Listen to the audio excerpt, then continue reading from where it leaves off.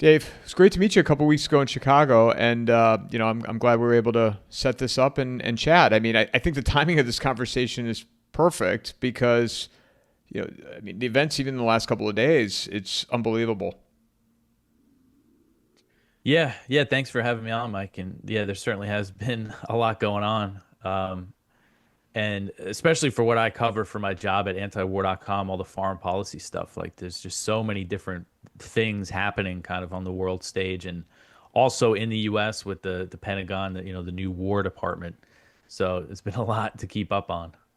Well, let's start with what you had said of it's not getting a lot of attention. Let's start with Somalia, and why should we be paying attention to what's going on over there right now? Well, people might find this hard to believe, but Trump this year has bombed Somalia more than any other president in U.S. history. He's launched more airstrikes in a single year. He's broken the record for the annual U.S. airstrikes in Somalia, which was a record that he set himself back in 2019 at 63. Right now, according to my count, which has been confirmed by U.S. Africa Command, the U.S. has launched at least 80 airstrikes in Somalia this year. And this is just, I mean, the reason why I cover it and I think I try to get more attention on it is because it gets literally zero media coverage in the US, um, which is pretty just kind of mind boggling to me how we could be so involved in this war and nobody's aware of it. And this is something that's always kind of gone on in the background. The U.S. has been at war in Somalia for a long time, and this specific war really started in 2007. And it's always kind of been going on in the background. But now we've seen this big escalation, and it's just not getting any attention. And I actually don't think Trump himself is probably aware that he's broken this record. I'm sure he probably signed off for AFRICOM to do their thing, and because he was at he addressed the admirals and generals yesterday at this big meeting that Hegseth ordered in Quantico, and he said something somewhere in that speech. He said, "Oh, I forget exactly what his wording was, but he was saying that basically we shouldn't police the far reaches of Africa like Kenya and Somalia." And it's like, dude, you've bombed Somalia more than anybody. And if you look at the numbers, just to put it into context, so 80 airstrikes in within just this year, and the year's not over. Throughout his 4 years in office, Biden bombed Somalia 54 times, according to the numbers that we have. And throughout his 8 years in office, Obama did it 48 times. So this is unprecedented. And when it comes to U.S. wars like this might not seem like much compared to when Afghanistan and Iraq were really heated up, and the U.S. was launching thousands of airstrikes in those countries every year. But this is still a major drone war that's happening that, again, just nobody is aware of. So, in your research, then, what is the reason for the justification for all these bombings? Yeah, well, that's the question. And so in Somalia, we're specifically bombing Al-Shabaab. And also now there's an ISIS affiliate that popped up a few years ago that the U.S. is also bombing, which seems to be the case. It's kind of like a smaller version of the war in Afghanistan where they're fighting the Taliban, and then an ISIS affiliate popped up too, and they were also bombing them.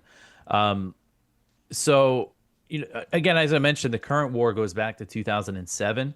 The George W. Bush administration began, intervening in Somalia in the name of the war on terror after 9/11. They were backing these warlords against people who they claimed were like affiliated with Al Qaeda. And then in 2006, this group called the Islamic Courts Union took power in Mogadishu, and Ethiopia invaded to take them out of power, and the U.S. backed that invasion and supported them. And then it was in 2007 that Al Shabaab showed up and they started attacking Ethiopian troops fighting against the occupation of Mogadishu. And that's who the U.S. the U.S. has basically been fighting them ever since. And the U.S. and the EU and the African Union kind of installed this government there that we continue to prop up today, fighting against this Al-Shabaab insurgency. And in 2012, Al-Shabaab declared their loyalty to Al-Qaeda. So that's kind of been the justification to keep this going is, oh, they're a global threat, even though, I mean, they have carried out attacks in other countries in Africa, but the reason for that is their involvement in the war against them and the African Union mission against them. So this idea that Al-Shabaab is like a global threat is just doesn't really hold any water, but that is the claim.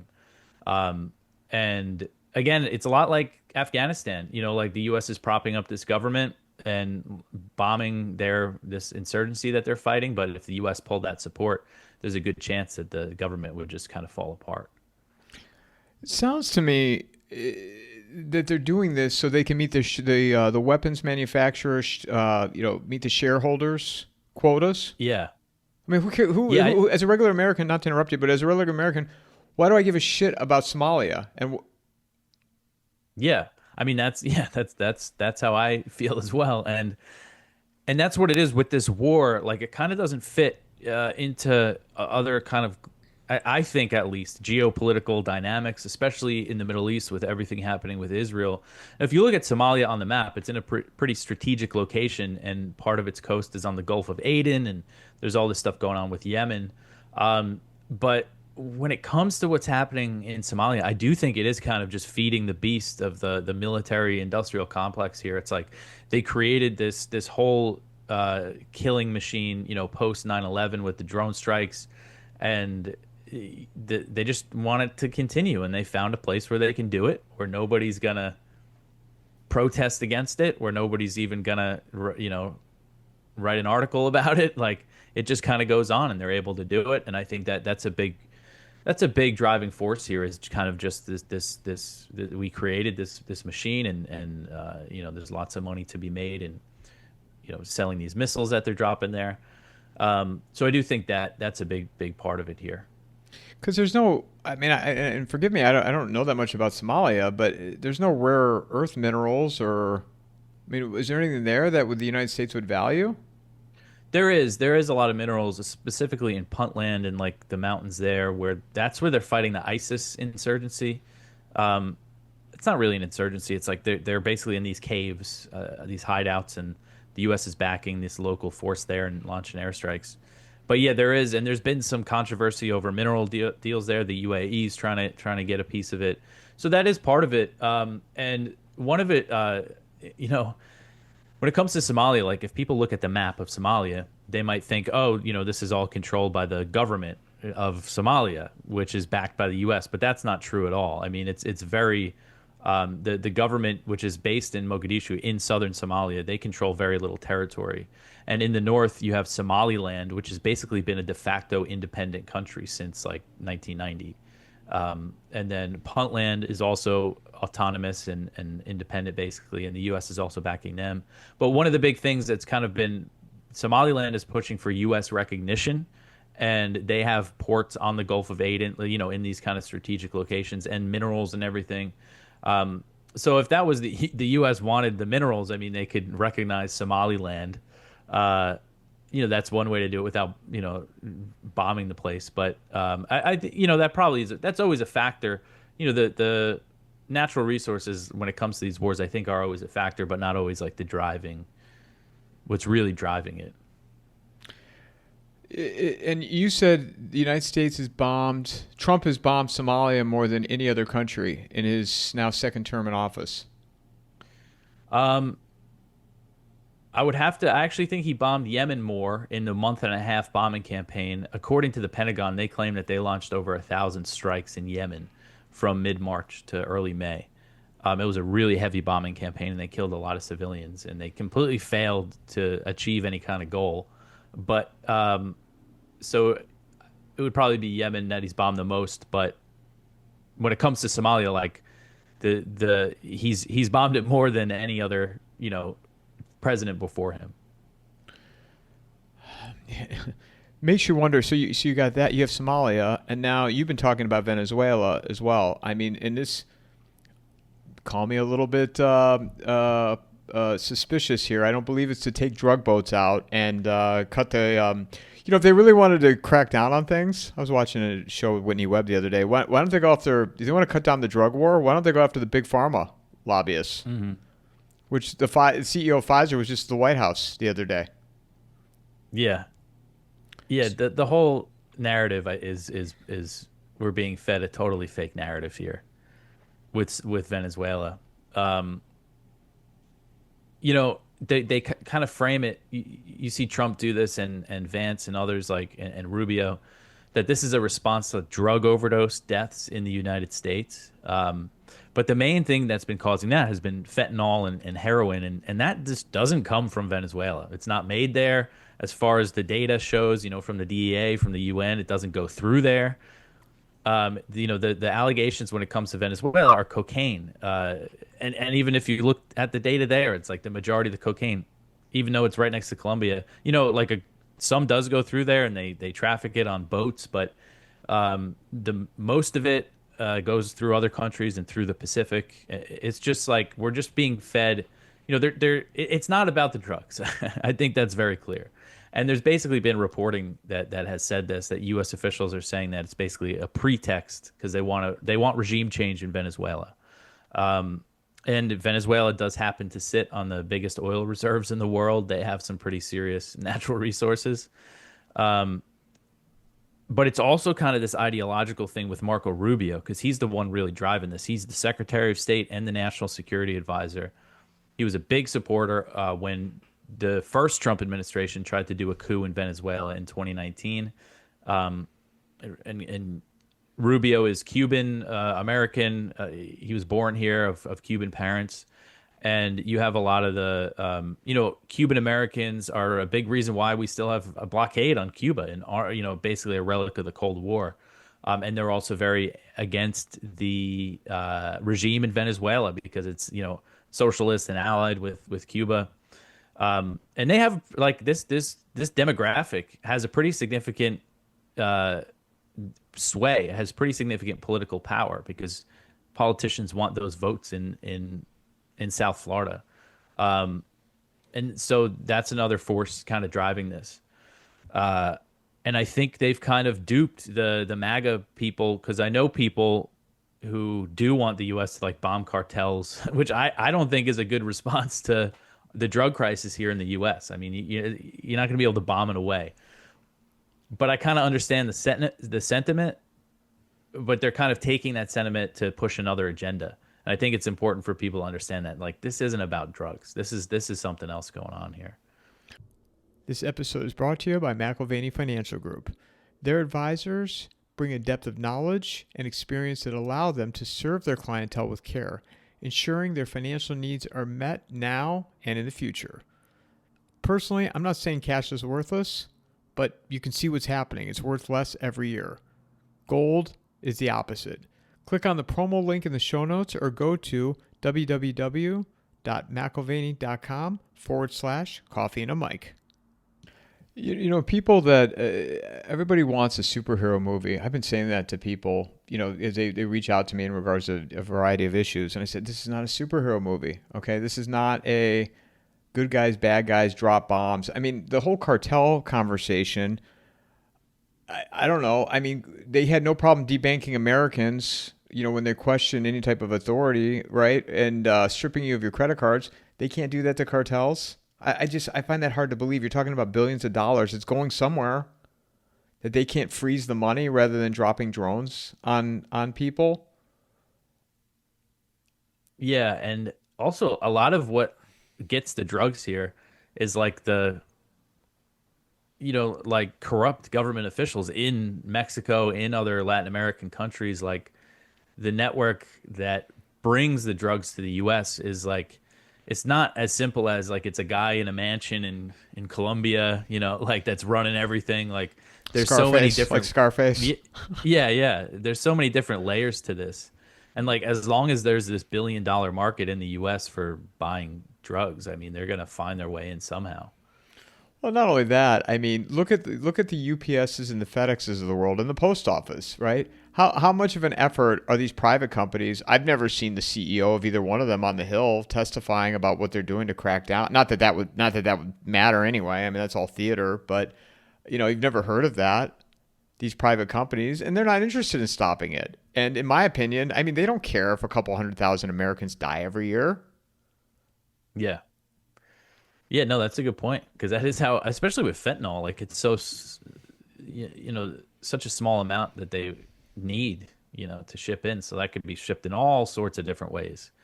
And like it's not like there's going to be a convoy of trucks that the U.S. can bomb of a fentanyl shipment.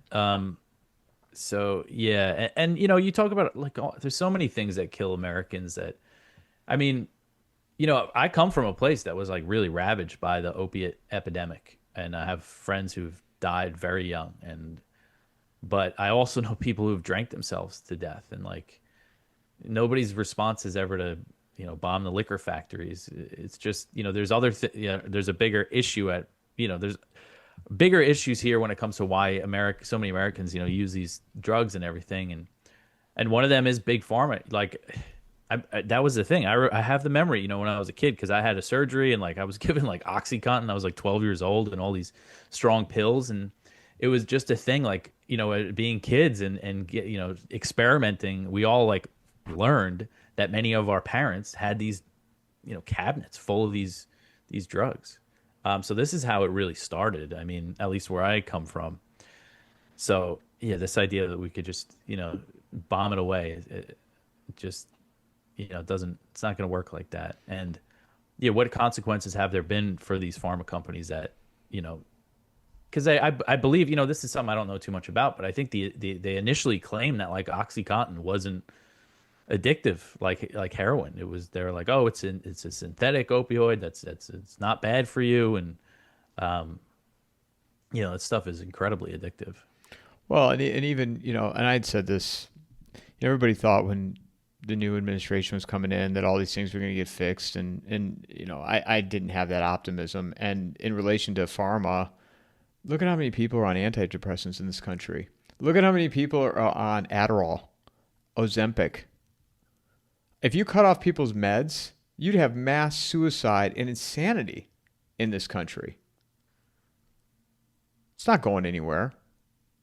Yeah, yeah, it's depressing to think about. I mean, that's another thing I remember when I was a kid. Like, so many people were getting put on Adderall, um, and like, you know, even kids that just wanted to get Adderall because they wanted the drug. They just went to a doctor and said, "Oh, I can't pay attention in class."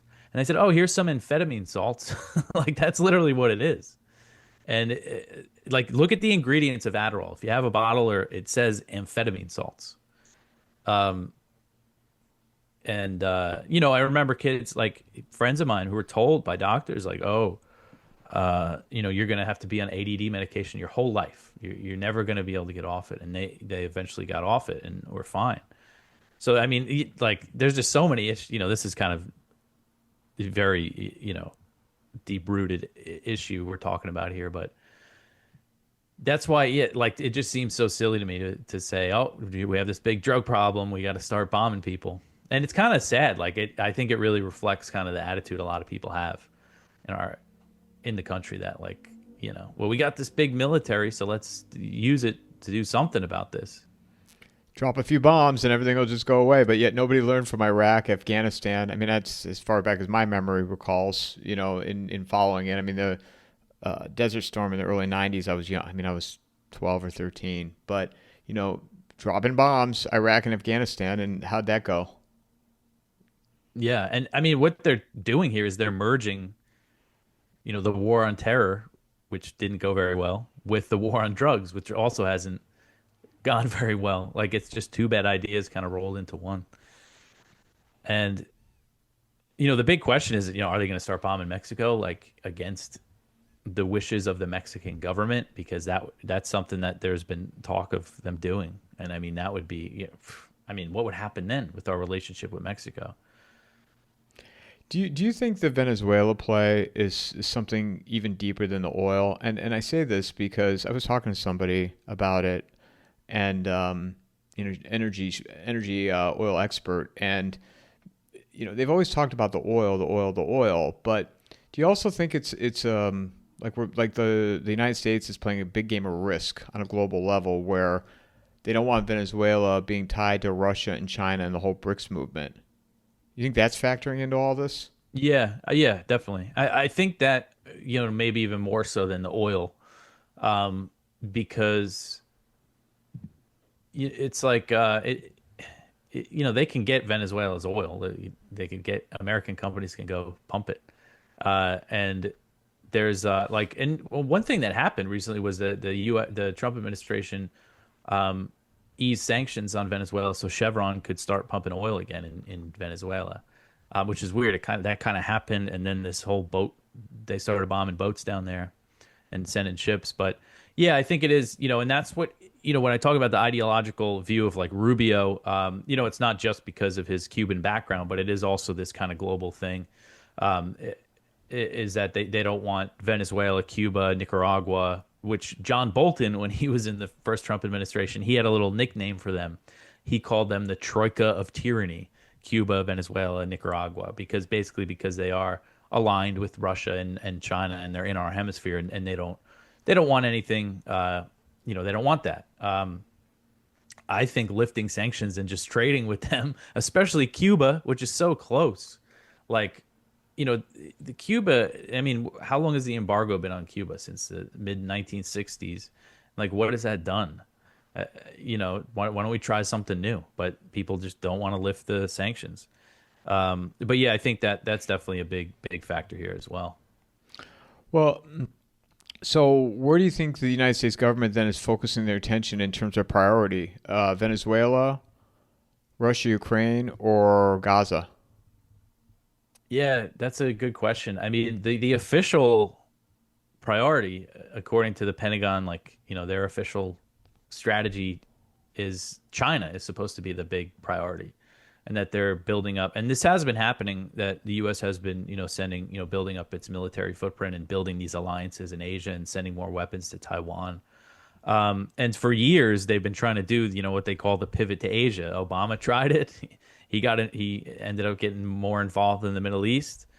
The first Trump administration, was trying it as well, and then Biden did, and then the whole October 7th, the Russia-Ukraine war, and then October 7th. So I think, right now, like, it's tough to say, like, what is Rubio, because Rubio's really driving this foreign policy, Marco Rubio. I think Venezuela is like kind of it's a big thing for him. But there's just so much going on. When it comes to Russia and Ukraine, it seems like the attitude is, oh, we're just going to sell the weapons to Europe and we're not going to be involved anymore, even though the U.S. intelligence is very involved. But I think, they do want to put a lot of focus on China, but they're still back in Israel, and there's it looks like we're moving toward another potential war with Iran in that part of the world. So I don't know. I mean, it's tough to say what their real priority is here. And then another thing we see from Trump is he's talking about, they're deploying National Guard to American cities, and part of his big thing he said in that speech to the generals the other day was like, basically, we're fighting the enemy within. We're facing an invasion from within. That's another kind of big thing that they're going with. Yeah, I want to get to that, but let's stay international. We'll come back domestically and shift within, because I want to talk about that. But so the Middle East now, I mean, Dave, I thought we got rid of all the Iran nuclear facilities. I thought that was it. It was just clean, couple of bombs, and God, you know how much shit I got for that when I dared criticize that move? Had to be done, Yeah. Mike. Had to be done. Had to go in there and clean it out. They were warned. I'm like, oh God. Can you just? I mean, maybe Fox News has been lying to you for the last 20 years. I mean, maybe. Well, they're always going to find a reason when it comes to Iran. And so, there's a lot to it. So first, the whole pretext for that war was a phony pretext. The U.S. and Iran were engaged in negotiations on Iran's nuclear program. Iran's position has been they're not going to give up their nuclear enrichment, but they're willing to bring the number, the percentage of enriched uranium, like way down back to the Iran deal levels. And basically the Trump administration initially said that they would allow some enrichment, but then they got so much heat from the hawks and from Israel that they ended up, making the demand zero enrichment. But they're engaged in negotiations, and there was actually a workable deal on the table. What Iran was offering was, we'll start a consortium of countries and to enrich uranium, include the Saudis, include the UAE, the U.S. allies in the region, at one facility where they'll enrich uranium together, and it'll have like crazy oversights on it. So that was what was in the works. And then on June 13th, 2 days before the U.S. and Iran were supposed to have another round of negotiations, Israel launched this huge attack trying to basically take out the regime. Decapitation strikes on the military, and they also killed a bunch of scientists too. And the U.S. basically was in on the ploy. Essentially used the negotiations as a cover. Trump, as the Israeli planes were in the air, he posted on Truth Social that he's committed to diplomacy with Iran. And then all of a sudden the missiles start hitting Iran. So, I mean, this is like, talk about like, throwing your diplomatic credibility in the trash. Like, this is really sinister stuff to do something like that. So after the war, the U.S. bombed the 3 nuclear facilities, and it was 12 days. Iran was able to hit pretty hard the whole time with their missiles and up until the ceasefire went into effect. So it was not a victory for Israel, as people claim it was, because the goal. It wasn't really about the nuclear program. They wanted to basically make Iran like a Syria or a Lebanon, a country that they could bomb with impunity and can't threaten Israel. But Iran has been able to show that their missiles can hit pretty hard. So Israel wants round 2. The Trump administration seems to be kind of going along. I'm sure that there are elements within it, there definitely are, that don't want round 2. But there's been no real attempt at diplomacy. Iran's basically been saying, we could restart talks with the U.S., but we need guarantees that we're not going to be attacked again. And you can't say zero enrichment. Like, this is they say it's a matter of national pride. We're not going to give up our enrichment program, even though, as far as we know, it's been suspended by the strikes, but it hasn't been, they can restart it. And just recently, the UK, France, and Germany took the step to reimpose these UN Security Council sanctions on Iran, which is just another roadblock to like a diplomatic deal. And there was no real effort to give Iran a chance to get out of that. So sorry if I'm kind of rambling too long on this, but the point is that basically right after the war, now we have the Europeans who really played a role in starting that war, with things that happened at the IAEA, and they were very supportive of it. The German chancellor said that Israel's doing our dirty work in Iran. They were really supportive, and this is as they're becoming critical of what's happening in Gaza. So they're basically, what's happened in recent weeks with them reimposing these UN Security Council sanctions is they were kind of claiming that they're giving Iran a chance to avoid the sanctions through diplomacy, but they really didn't give them any kind of, they're backing Iran into a corner. It just doesn't seem like things are going in a good direction here. Now, also, when Trump came back into office, right before, I believe, the 12-day war started, right before, I think, he was urging Tehran, residents of Tehran, to flee or to evacuate. And I was like, wow, is he trying to get, and maybe, was that an attempt to get them from within to topple the regime? Yeah, I forgot about that. Yeah, that was like during the war. The president of the United States tells Tehran to evacuate. That was really crazy. He said a few other crazy, he said something about regime change. He said, "Oh, maybe regime change isn't a bad idea." But that's a good point, because again, that initial attack, it was pretty clear that Israel was trying to, knock out the regime with all their attacks on the senior officials. And there was also a report from the Washington Post that they were calling up IRGC senior Iranian military officers and threatening to kill their families, and saying, if put out a video basically saying that you're, maybe like rising up against the regime or something, or stepping down. I forget exactly what, but they wanted them to basically get the military officers to go against the government. And none of them did it, but they were, again, calling them and threatening to kill their wife and children. So, that's not about their nuclear program. I think they were just trying to do like a decapitation strike to throw the country into chaos. But what actually ended up happening was they had kind of the rally around the flag effect.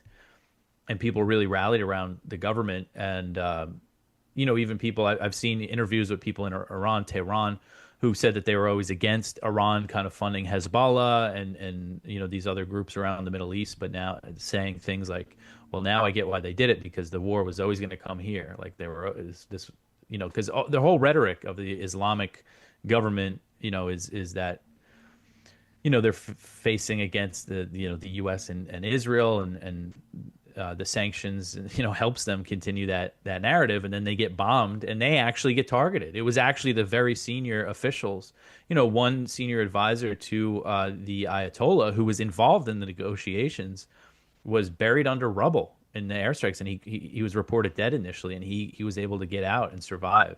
So you talk about kind of giving giving life to the regime and their kind of whole propaganda narrative. I mean, they really did that with these strikes. I think it really backfired. Well, and it also sounds like they were kind of attempting the same playbook that they did with Syria, right? Like to have them, crumble from within. I mean, even though Turkey and Israel played a part in it, but now you've got, I mean, it's unbelievable what the world we're living in. We got Jelani, which I don't even remember his new name, corporate Jelani, cleans up, gets a haircut, a suit, and now he's at the UN. He had a $10 million bounty on his head from the United States, and here we are. He's at the UN, being praised, being interviewed, and even Trump, said positive things about him. Yeah, he got to New York City, the former leader of Al Qaeda in Syria. It is really absurd, the whole thing. And yeah, Syria they were working on for a long time. There was the big war within the country for many years, and it was a surprise that when Assad was overthrown, like nobody really expected it to happen then. But that's the thing, like, because people think regime change and they're like, oh, well, who are they going to install in power? Who are they going to replace? But from Israel's point of view, like they don't care about that. They, if they sink the country into chaos, that's fine by them. They just don't want Iran to be any kind of threat. Yeah, they'll kill each other rather than focus on Israel. Mm-hmm. I'd said about Assad, I'm like, that guy's like a cat, man. Like, you can't get rid of him. Like, for years they've been trying to get rid of him. Like, during the whole Arab Spring, they were the only country that did not go down. You had Egypt, Libya, Yemen, all those regime changes, but not Assad, man. I mean, it kind of reminded me of the end of Scarface. I mean, eventually Tony Montana lost, but, Assad's taking all these bullets, right? And they just can't get rid of the guy. And then this happens, and I don't know if you're familiar with Kevork Almassian, who does Syriana analysis. He comes on here pretty regularly, and man, it was like they just walked right through, and Assad and they had to flee. Yeah, like I said, nobody really expected it. I remember Kevork, he was like the only one I saw before the offensive started, like kind of reporting and saying that HTS was planning something. Because I with everything else going on, I just wasn't putting much attention on Syria. But yeah, they really did kind of march right in.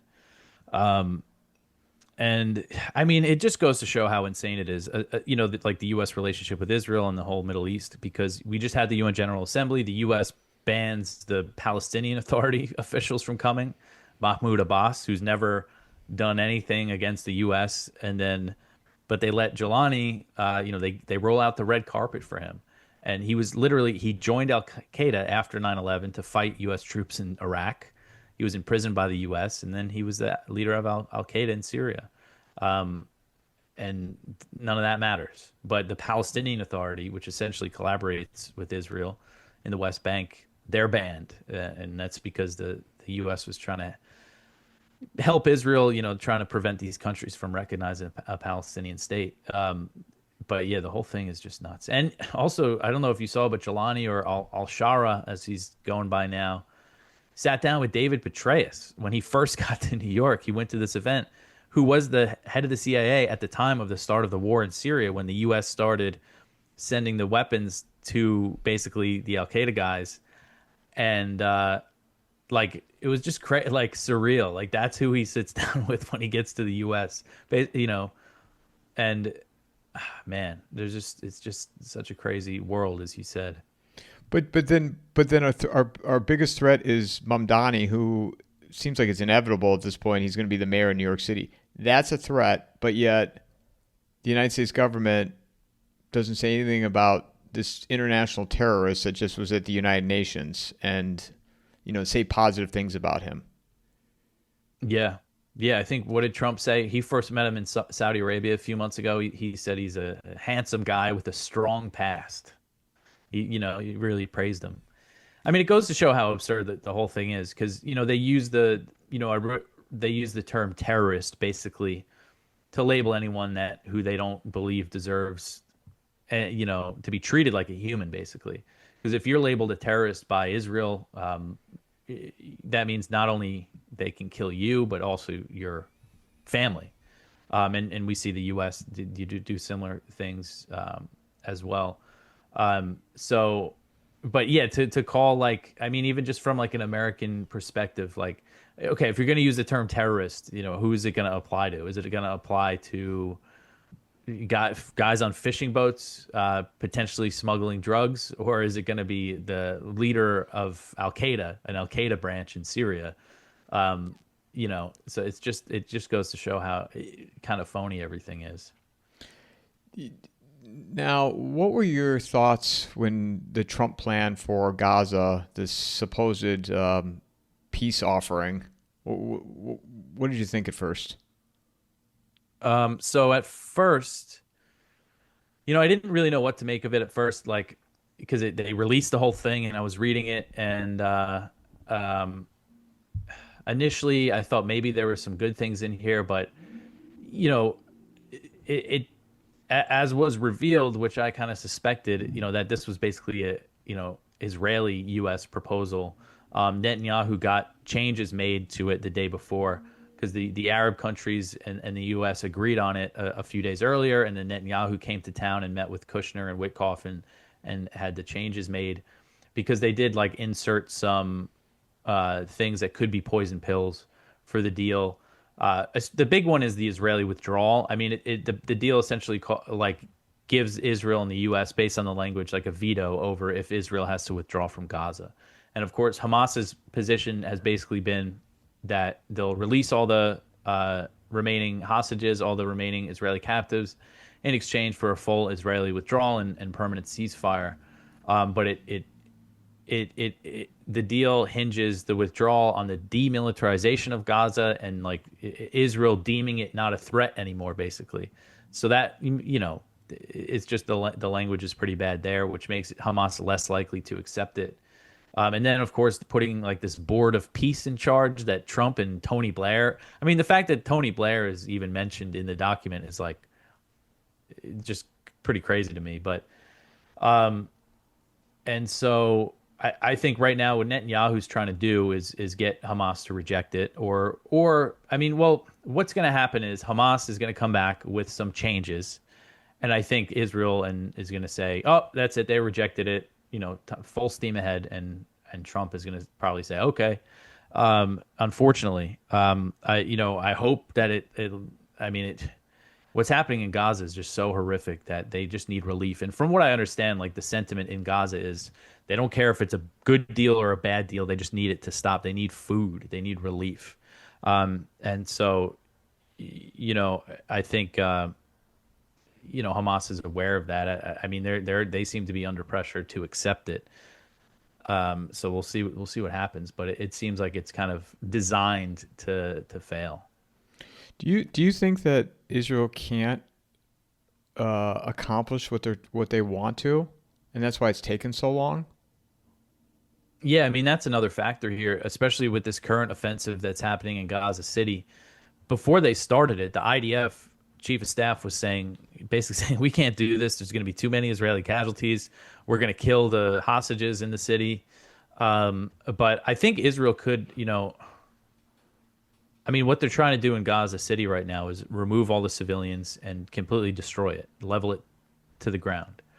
And, they just want to keep forcing all the civilians further and further south until someone says that they'll take them. Their goal, it's clear that Netanyahu and his top officials, they want the ethnic cleansing of Gaza. But yeah, can they pull it off? I don't know. I mean, the IDF has basically been saying, no, we can't. So that could be another factor here, which why Netanyahu agreed to say that he agreed to this deal. But I think if they have the backing of the U.S., they can continue it and potentially achieve it. But when you have just the whole world is against it, I feel like that's got to be a factor here. I can't believe anybody's still alive there. How these people have been able to survive in almost 2 years now. It's. I mean, we're talking about a little piece of land with the Mediterranean Sea on the other side of it. I'm sure. I mean, I'm sure there's a black market smuggling in food and resources, but my God, I mean, it started with 2 million, and you hear this number of 60,000. I don't buy that have been killed. I would venture to say it's 200, 300, 400,000 maybe. How can it not? Yeah. Yeah, it's tough to really know, but all the studies have shown that the death toll is likely, like violent death toll, people killed in airstrikes or shot, is likely over 100,000 at this point, and then you factor in all the other deaths, disease and starvation and everything, and you get into the hundreds of, multiple hundreds of thousands. And essentially what they're trying to do is just make life as miserable as possible. Especially with like the aid, the whole aid thing is just so sick. Like they had a total blockade on Gaza, and then they set up this new so-called aid group. And when the Palestinians go to get the food, they have to go through this walk where they could be shot and killed by the IDF, where every day people are shot and killed. I mean, the fact that they still do it, that they go to try to get the food, just goes to show how desperate they are. And this has been confirmed by so many sources. Like, people want to dispute that they're killing people trying to get aid, but there's been reports from Israeli media that IDF troops were given orders to shoot and kill people approaching the aid sites. There's recently just another report from Haaretz, an Israeli soldier, detailing how, like, every morning they set up near where aid trucks show up in northern Gaza, and they set an imaginary line, and if Palestinians cross it, they shoot them. And he said, I killed, I don't know how many people, including children. So this is happening. And the fact that, like, think about how you have to view a people to do that to them. Like, I mean, it's just so sick and twisted and evil. The fact that it just goes on every day. It's like 2,500 people have been killed trying to get food. I mean, so I think that goes to show. And I think what we are seeing here is like a modern first world country, how they are going to commit a genocide in 2025. Like, they have all this plausible deniability. They claim, oh, we tell them, the civilians, to go here, and they set like these kill zones, and they say, oh, anyone who enters here we consider a terrorist. So they have these like parameters for when they can kill unarmed civilians, but the people on the ground don't know where those lines are, and so they cross the line and they get shot in the head. But they have like their ways to kind of deny things, and essentially that's designed so they can continue getting the support from the U.S. But it's just, the whole thing is just so sick.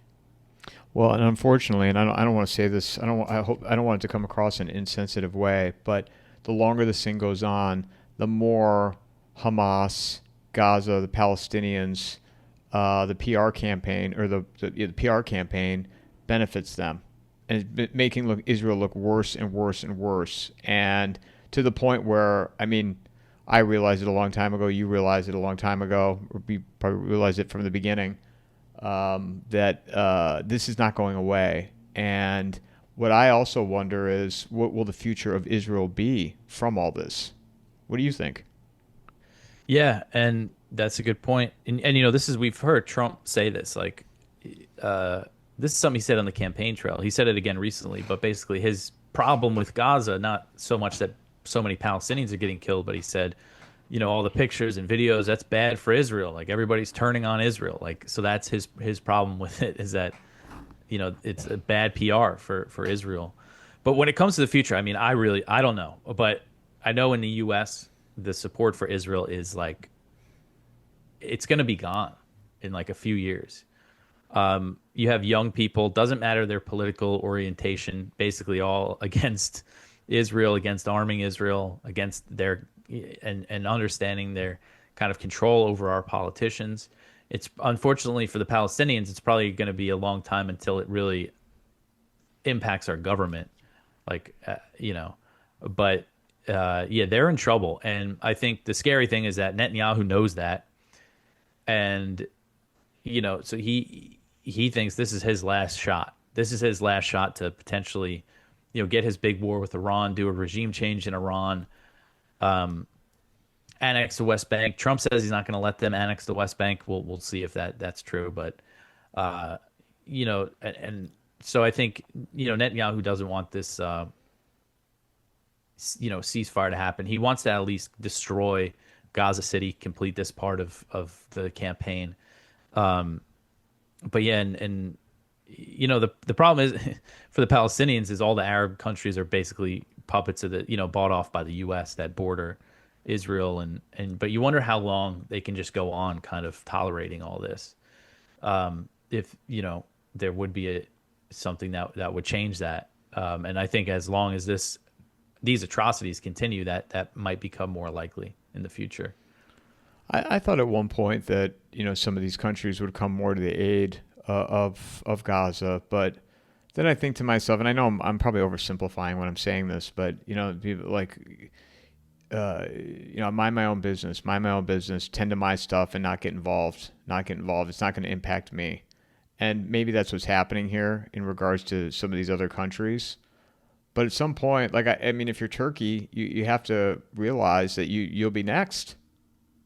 Yeah. But I also don't think. I mean, do you think they'd be successful? Do you think that what they're attempting in Gaza is going to be successful?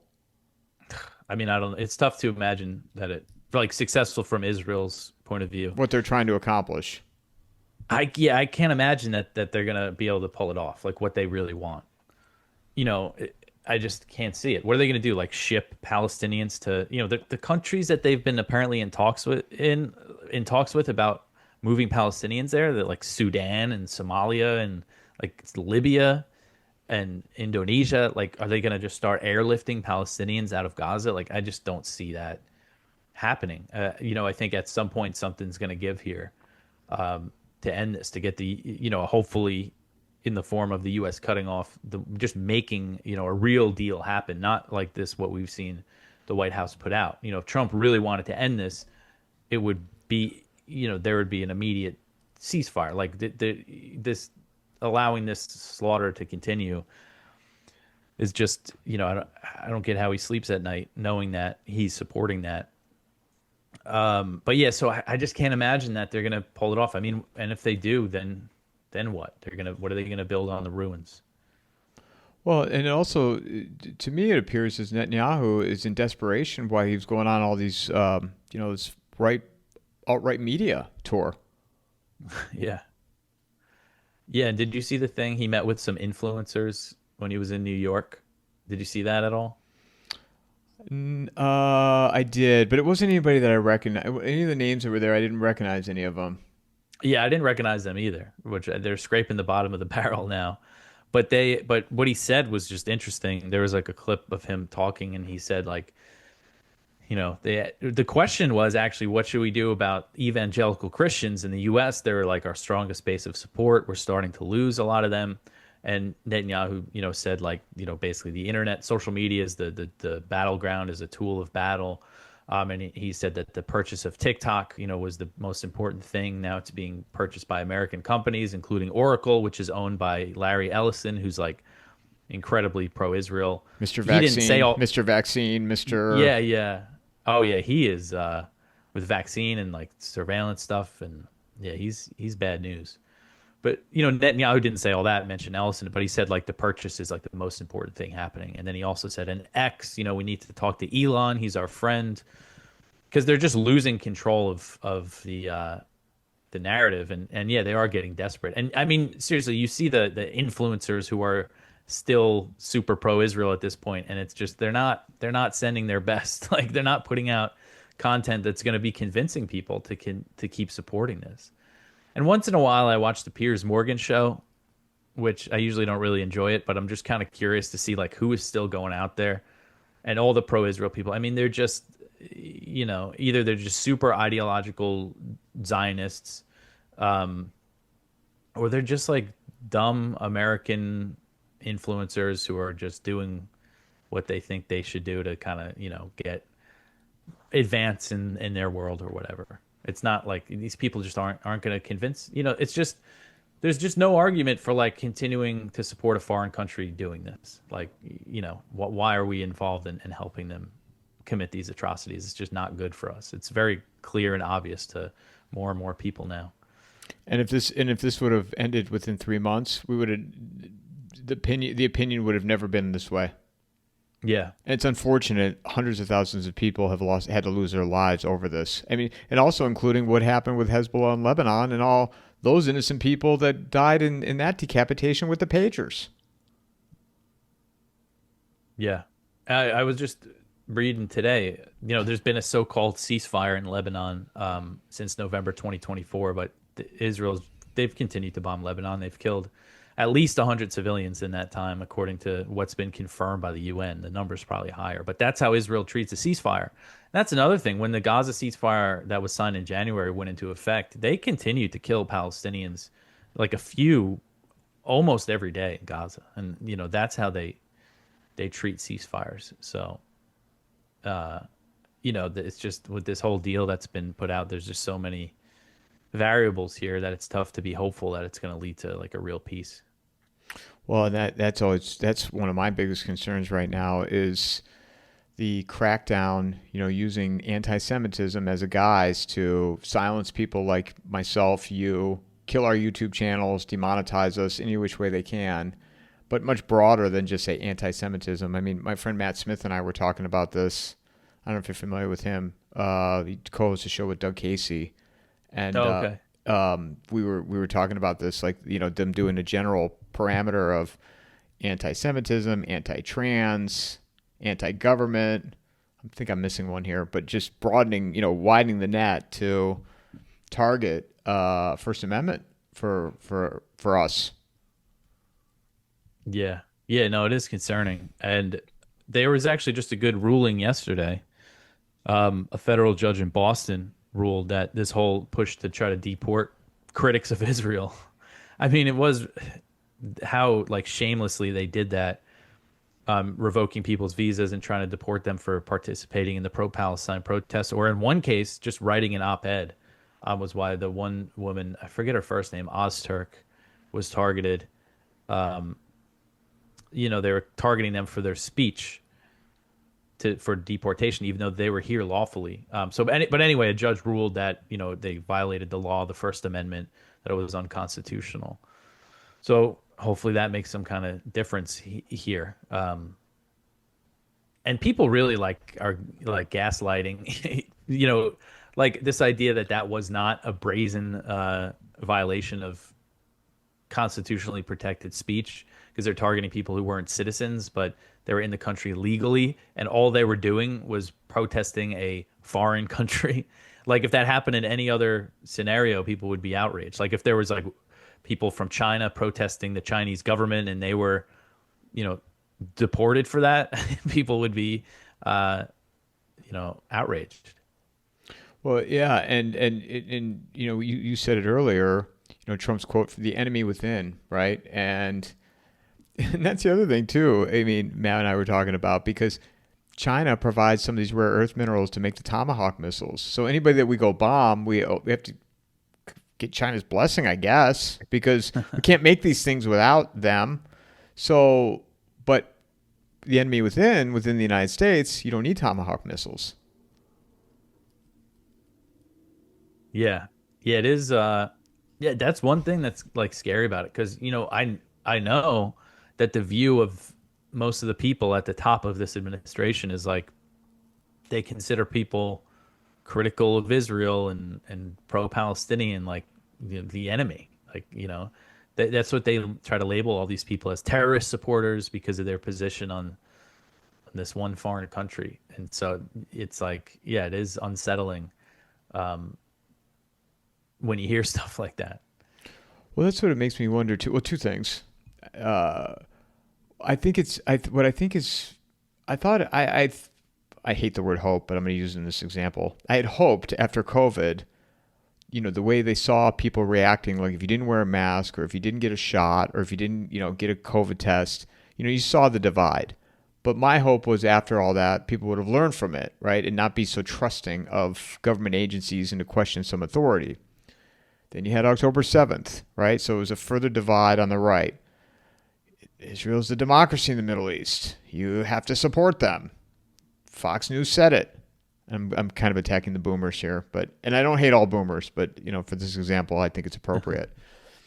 Then you have so anybody that questions Israel, you're an anti-Semite. They put you in that category, that bucket. Then there's the Charlie Kirk assassination. You can't dare question any of that right now. Not you can't dare do it, or you are a terrible person.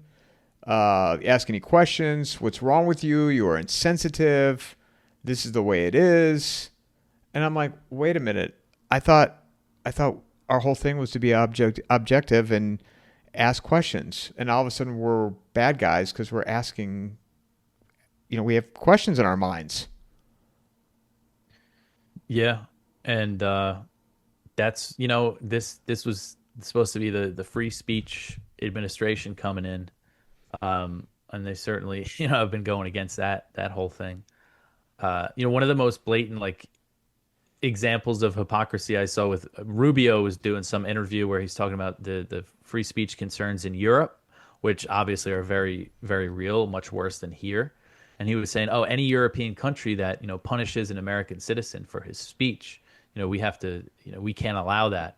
But at the same time, he's trying to deport all these people in the U.S. legally for criticizing Israel, and this is just what happens when people get in power, so we'll see the next time the Democrats are in power, a lot of these people will be on our side again with things, but it's kind of the way it goes. It's another thing for me, for what I do, it was, we always lose some people, gain some people when a new war starts. So when the invasion of Ukraine happened and we were against the U.S. involvement, supporting Ukraine, supporting the war, a lot of people, more so on the left, thought we were horrible for that and got mad at us. And then we got a lot of people on the right who came around who started, reading us and liked our stuff. Then October 7th happens, and then we lose some of those people on the right, although more of them have been coming around again. But then the U.S. starts bombing boats in the Caribbean, and now some of these people are telling me that I'm, way wrong on being against this, that we're under attack by these cartels and we need to be doing this. So, this is just the way it goes. We always have people, these shifting things happening. And we're seeing that now with this current, the current regime in power and their kind of whole free speech thing that has gone by the wayside. Well, that's what, I know I'm running out of time here with you, but, the government shutdown, is there something else in play here? Because they can push forward now. There's no push. There's no opposition to move things forward now with the government shutdown. Yeah, that's a good point. So they could go ahead with a lot of their kind of agenda here. With all these executive orders and deployments of troops in other cities. Yeah. I mean, you're talking, and it's the National Guard. I saw military walking around downtown Chicago, which I'm glad I didn't see any of them when we were there a couple of weeks ago. So and they're in Portland now, I believe. Yeah. And then Tennessee, Memphis, and then I saw Louisiana has asked for it. It's a real slippery slope, Dave. Yeah, and I think it was pretty clear when the first deployment, what was it? Was it to L.A.? Yeah, it was June. It was somewhere in... Sorry, say that again? It was in June. It was in May or June, right? Yeah. Yeah, the first one. And basically, I thought this is probably... They're trying to set a precedent here. And, yeah, now they're doing it all over. It's become normalized. Or it's becoming normalized. Because it was crazy to see it in one place, but now potentially it's in 4 or 5, right? Which I'm assuming more to come. Mm-hmm. I don't know. Overall, how do you feel about things? Well, That's a tough question to answer. Like overall, I mean, for like what I do, I mean, I follow, the nature of U.S. foreign policy is pretty dark, and it always has been. So since I've been working for antiwar.com, I started doing it full time in 2020. I'm in a pretty, I cover pretty dark things. So none of this is really like surprising to me. I think it was clear a lot of this stuff would happen. What's unfortunate is that, like, I was hoping the war in Ukraine would end. That hasn't happened. So things are not really looking too good overall, I would say. But hopefully things can improve. The thing is, it's like I'm more like on the right myself, so it's like, what's the opposition to this going to be? Like, it's not going to be anything good, like on the federal level, like whatever comes next in opposition to this Trump administration. So I don't know. I'm just kind of focusing on my life here in our little slice of the world, and here things are pretty good. So at least there's that. Well, that's all you can do. And I had this thought last year, and I think it's becoming more apparent. I think we're going to end up in the same place on the federal level, no matter who's in charge. It's just a different narrative that they're pushing on us. Yeah. Yeah, I mean, Trump's foreign policy is basically Biden's, just like a little worse. But it's, really all the same things. Like the war in Ukraine continues, and there's been new wars and everything. So, yeah. Dave, where can people find you? Antiwar.com. That's where all my writing is. I cover the news there, write a few stories every day, and follow me on X at DeCamp Dave. I also have a show. It's called Anti-War News, where I cover all the news. It's 5 days a week, like a half hour, kind of a rundown of U.S. foreign policy news, which can be pretty bleak, I'm not going to lie, but people seem to like it. And where can people find your show? It's on YouTube, Rumble. Also, most people listen to the podcast. It's called Anti-War News with Dave DeCamp, but it's the only anti-war news, so you could just put that in and you'll find it. Yeah, I don't look at it as bleak, man. I just think we're being objective, and we are where we are. And my question is, how much longer can the can be kicked down the road? Yeah, how much longer can this federal government exist as it is, with all the debt and all the overreach and extension around the globe? It's a big question. I don't know. It's a big system, man. It keeps limping along, and it's really, it's when you think the train is about to come off the tracks, which, over the last several years, there've been many moments where I felt that it finds a way to stabilize for a little while and just keep plugging along. Yeah, that's right. So, Dave, thank you so much for doing this. Yeah, thanks for having me. And for people that watch this, YouTube, share, comment. I read all the comments. I read most of the comments. YouTube, Rumble, Apple. Give a comment on there. And then Substack, I put all these conversations on my Substack early access for paid subscribers, and I read all the comments on there too. So let me know what you think, and make sure you follow Dave and follow the great work that he's doing. Thanks, Dave. Mic drop. Thanks, Mike.